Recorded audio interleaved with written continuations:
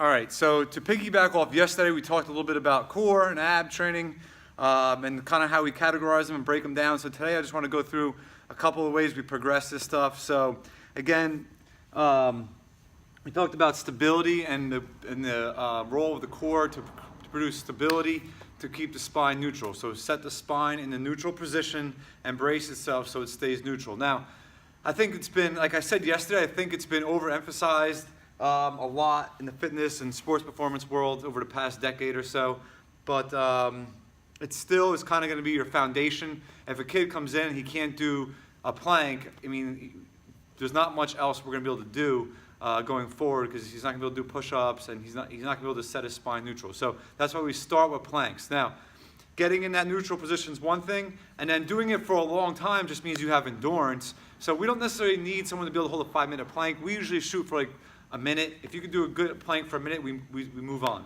okay? We can make it heavier, we can put a chain around our waist, and we can make it harder, and then we move on from there. Like I said, we usually start with the stability stuff, and we do it with our athletes that are in the GPP phase, or general physical preparedness phase, with our beginners, and then we kind of move on from it and just put a little bit of it into warm-ups as the guys and girls get more advanced.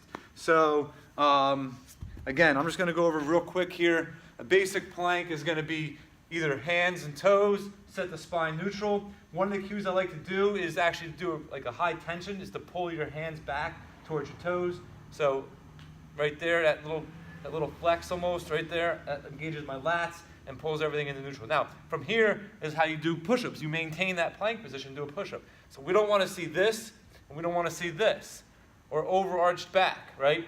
The goal here is set spine neutral and resist hips or lumbar spine to going into extension, like that, letting the hips come down. Okay? It can be done on your forearms as well. And then the basic side plank is just going to be on your side, and we're up, and now we're resisting lateral flexion.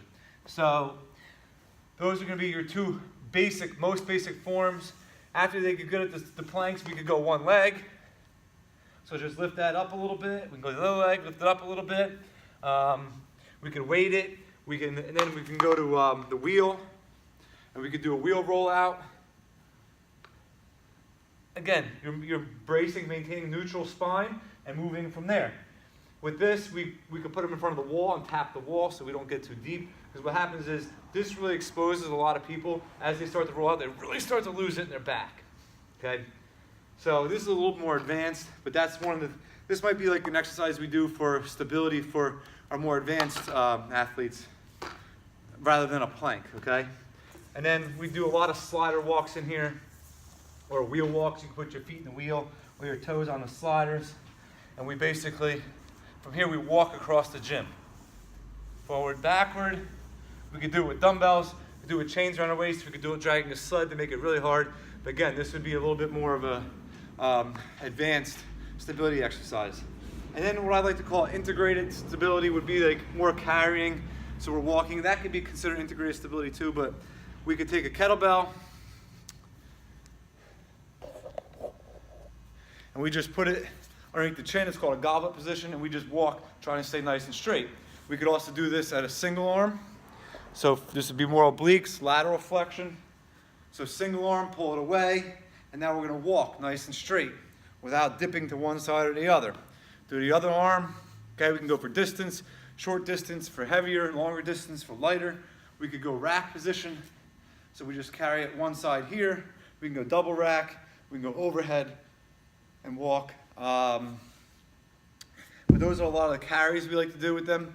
So I'll make another video more on like the abdominal stuff that we do, all the Russian twists and the sit-up variations and the leg raise variations and stuff like that. But for now, that's basically how we do stability. We create stability first, and then we move on from there. And again, it shouldn't take a good athlete, a pretty good athlete, a long time to do it, to develop that base of stability. And it's not something that we want to keep them doing forever. It's not like we're going to, for eternity, keep working stability. I think once you have good stability, you're going to pretty much have it, and you just kind of touch on it once in a while. It's definitely an overused thing. Super advanced athletes don't need much stability training at all. They're pretty stable.